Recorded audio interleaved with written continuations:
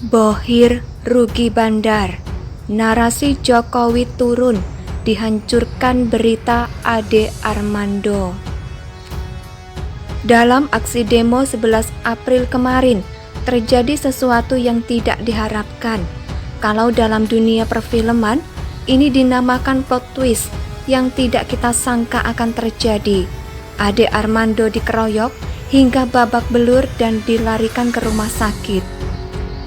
Sebenarnya demo tersebut bertujuan menuntut agar tidak ada penundaan pemilu atau perpanjangan masa jabatan presiden.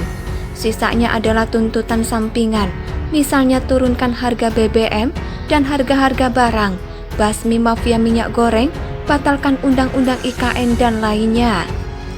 Tapi inti utama dari demo tersebut berpusat pada Presiden Jokowi. Mengingat demo kemarin sempat rusuh dan ada pengeroyokan, maka bisa dikatakan kalau demo tersebut ditunggangi oleh para bohir politik. Bohir yang sama tiap kali ada demo rusuh karena ulah para pendemo bayaran. Sayangnya para bohir pun tidak menyangka kalau Ade Armando akan datang ke lokasi demo untuk melakukan peliputan dan situasi berkembang jadi mencekam. Dan yang paling tidak diinginkan bohir adalah berita soal demo menjadi terpusat penuh pada isu pengeroyokan Ade Armando. Mereka maunya media massa atau postingan di media sosial terus mendebar berita demo yang mencekam dan tuntutan Jokowi mundur dari jabatannya. Tapi sayang, mata ratusan juta rakyat Indonesia tertuju pada kebiadaban yang dilakukan terhadap Ade Armando. Narasi soal Jokowi lenyap tak tersisa. Narasi Jokowi harus turun kini tak laku karena kalah pamor oleh Ade Armando. Kalau kalian mendengar percakapan warga soal demo kemarin, pasti rata-rata bahas Ade Armando dan segala intrik politiknya. Mahasiswa tak lagi disebut, tak penting lagi bahas kenaikan minyak goreng atau pemilu. Mahasiswa capek bikin isu dengan rencana yang sistematis dan terstruktur. Mereka sudah demo beberapa kali sebelum mencapai puncaknya kemarin. Para bohir pun sudah siapkan logistik lumayan besar. Ternyata hasilnya tidak sesuai harapan. Karena ulah sekelompok orang beringas yang mengeroyok Ade Armando. Inilah yang disebut dengan saling menggigit. Bohir kerahkan kadrun, kadrun lepas kendali dan merusak rencana bohir. Dua-duanya sama-sama dungu. Memang tidak dapat dipungkiri kalau banyak komentar yang justru mendukung pengeroyokan tersebut. Bayangkan saja betapa gilanya mereka saat teriakan kalimat suci atau bilang darahnya halal saat terjadi pengeroyokan.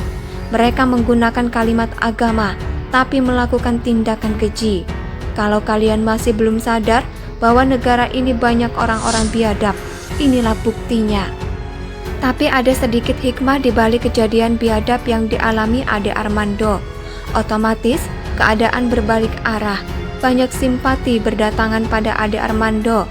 Banyak yang mengutuki aksi tersebut, meskipun kita tahu ada yang munafik, pura-pura simpati, padahal senangnya bukan main.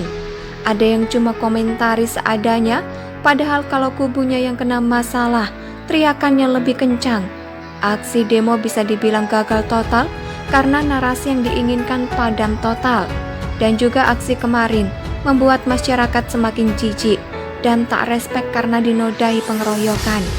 Dukungan yang awalnya mengalir ke mahasiswa berubah jadi sinis dan jijik. Kalau dilihat di video, pelaku pengeroyokan cukup banyak, bukan hanya 4 orang, mungkin lainnya masih belum teridentifikasi. Semoga saja mereka semua dikandangkan. Hadiah lebaran di penjara sudah pasti didapatkan. Selain itu ada banyak hal yang mengejutkan usai insiden pengeroyokan.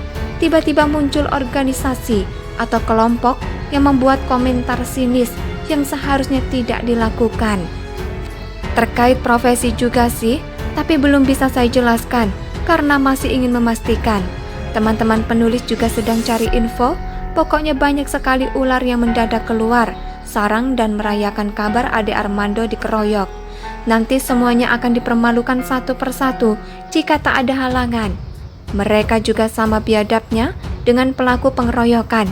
Mereka secara tidak langsung mendukung kekerasan terhadap orang yang berbeda pandangan politik. Masih belum percaya kalau kadrun jualan agama itu nyata? Semua terkuak jelas.